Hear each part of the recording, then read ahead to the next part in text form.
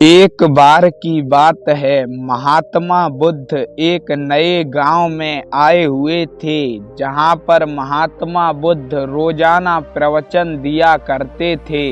महात्मा बुद्ध उस गांव में अपना नया आश्रम बनवाना चाहते थे। महात्मा बुद्ध ने गांव वालों से आश्रम बनवाने की बात कही तो सभी गांव वालों ने महात्मा बुद्ध की इस बात का समर्थन किया और सभी गांव वालों ने जितना जिससे हो सका उतना धन दिया एवं उसमें कर्मचारी के रूप में कार्य भी करने लगे।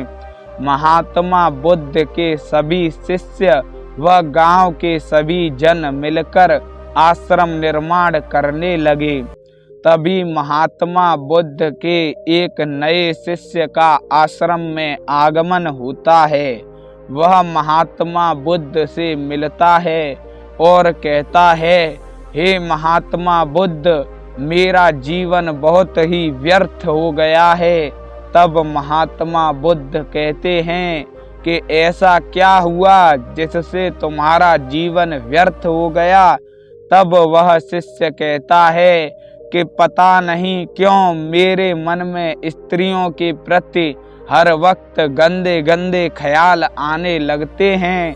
जब भी मैं किसी स्त्री को देखता हूँ मेरा मन बहुत ही विचलित हो जाता है, मेरा खुद पर काबू नहीं रहता है। हे महात्मा बुद्ध, मुझे इस समस्या का समाधान दें, वरना मैं अपने जीवन का अंत कर लूँगा।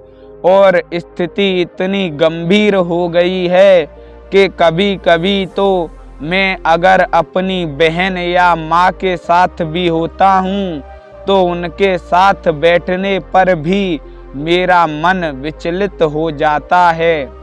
तब महात्मा बुद्ध कहते हैं कि यह समस्या तुम्हारी दूर हो जाएगी। तब वह शिष्य कहता है कि भला कैसे यह समस्या दूर होगी। मैंने बहुत सारा ध्यान करने की कोशिश की मगर मेरा मन कभी ध्यान में लगता ही नहीं है। तब महात्मा बुद्ध कहते हैं कि तुम चिंता मत करो, मैं तुम्हारी इस समस्या को दूर कर दूंगा। तब बुद्ध उस शिष्य से कहते हैं कि ऐसा करो, तुम आज जाओ और कल प्रातः ही मुझसे मिलने आना, तब मैं तुम्हें इस समस्या का समाधान दूंगा। बुद्ध के कहे अनुसार उनका वह शिष्य वहां से चला जाता है और प्रातः काल होने की प्रतीक्षा करता है। जैसे ही प्रातः काल होती है वह शिष्य महात्मा बुद्ध से मिलने को चला जाता है और महात्मा बुद्ध से जाकर कहता है कि हे बुद्ध, मेरी समस्या का समाधान बताओ। तब महात्मा बुद्ध कहते हैं कि इस नगर के बाहर एक कुटिया है, तुम्हें आज वहां पर भिक्षा मांगने जाना है। तब वह शिष्य कहता है कि ठीक है, मैं भिक्षा मांग लाऊंगा।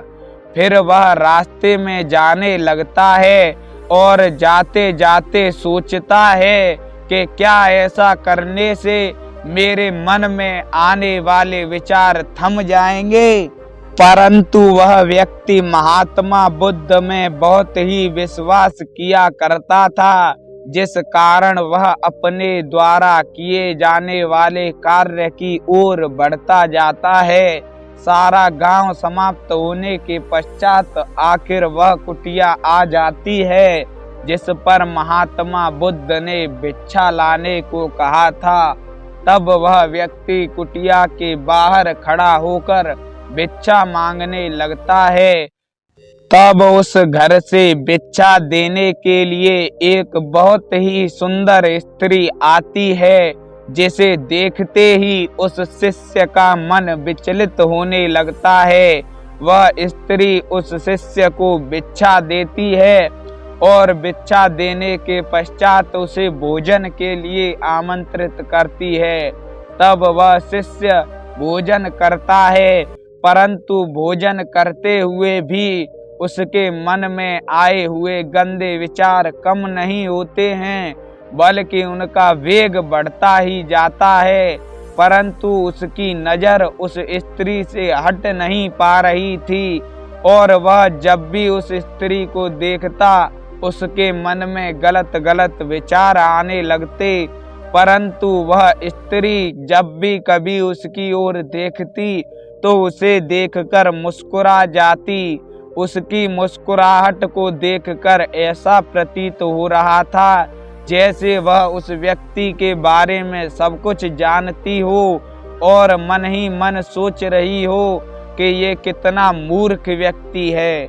फिर कुछ समय पश्चात भोजन समाप्त करके वह शिष्य कहता है कि क्या मैं थोड़ी देर यहीं विश्राम कर सकता हूँ?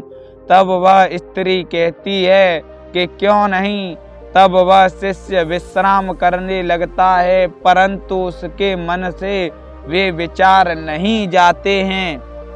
फिर वह शिष्य महात्मा बुद्ध के आश्रम की ओर प्रस्थान कर देता है। तब रास्ते में जाते जाते सोचने लगता है कि इससे तो मेरे विचार और भी अधिक प्रबल हो गए।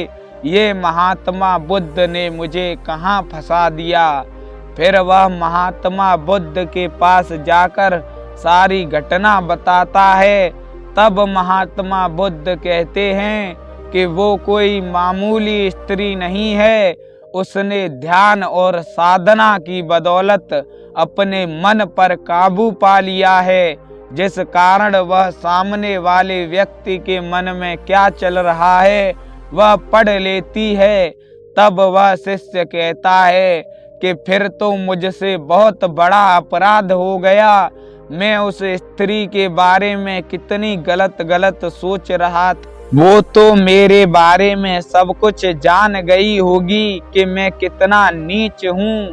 तब महात्मा बुद्ध कहते हैं कि वो सब कुछ जानती है, परंतु तुमको कल भी उसी घर से भिक्षा मांगने जाना है, फिर देखना क्या होता है।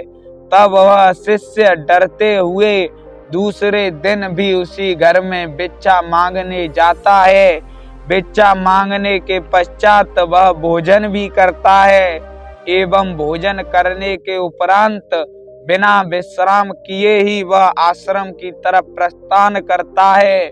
और वह मन में विचार करता है कि आज मेरे मन में कोई ख्याल नहीं आया, मैंने उस स्त्री के बारे में कोई भी गलत विचार नहीं सोचा।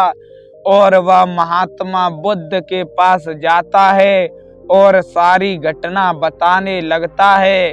तब बुद्ध कहते हैं कि पता है तुम्हारे मन में गलत विचार क्यों नहीं आए? क्योंकि तुमको पता था कि अगर तुम कोई गलत विचार सोचोगे तो उस स्त्री को पता चल जाएगा। अगर इसी प्रकार तुम यह अपने मन में बिठा लो कि हर कोई व्यक्ति तुम्हारे विचारों को देख व सुन रहा है, तो शायद कभी भी तुम्हारे मन में गलत विचार नहीं आएंगे। महात्मा बुद्ध की यह कहानी यहीं पर समाप्त होती है। अगर कहानी अच्छी लगी हो तो वीडियो को लाइक करें, चैनल को सब्सक्राइब करें। मिलते हैं जल्द ही एक और नई कहानी के साथ।